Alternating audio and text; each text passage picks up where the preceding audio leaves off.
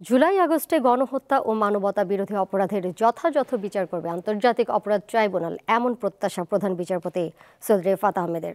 সংস্কার কাজ শেষে পুরনো ট্রাইব্যুনাল ভবন উদ্বোধনের পর তিনি এমন আশা ব্যক্ত করেন। আর অ্যাটর্নি জেনারেল জানান, আন্তর্জাতিক মানদণ্ড মেনে ন্যায় বিচার প্রতিষ্ঠা করতে প্রয়োজনীয় সবকিছু করা হবে।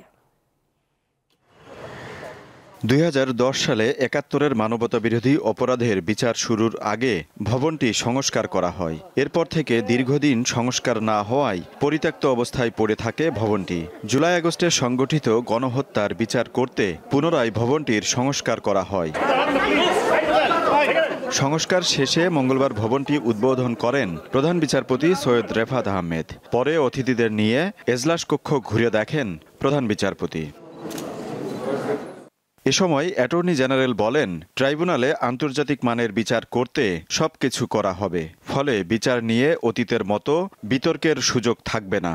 প্রধান কৌশলী জানান, মূল ভবনে বিচার হওয়া স্বস্তির বিষয়। ঐতিহ্যবাহী কোর্টরুমে বিচারটা শুরু হলে এটা সবারই ভালো লাগবে, কারণ দেশি বিদেশি মানুষ এটা দেখতে আসবেন, বা আসামিরা আসবেন, বিচার প্রার্থীরা আসবেন, সবার জন্য একটা কনভিনিয়েন্সের প্রশ্ন আছে, যেটা এই বিল্ডিংয়ে আছে। কনসালটেশনের বেসিসে আইন সংশোধন করা হয়েছে। এখানে একটি নিরপেক্ষ, স্বচ্ছ, জবাবদিহিতামূলক এবং ন্যায় বিচার প্রতিষ্ঠা করার জন্য যা যা প্রয়োজন তা সবই এখানে নিশ্চিত করা হবে।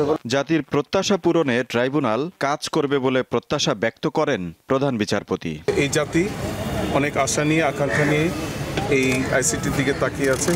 এই দেশের একটা সাধারণ নাগরিক হিসেবে আমি ঠিক সেই আশা আকাঙ্ক্ষা নিয়ে তাকিয়ে আছি।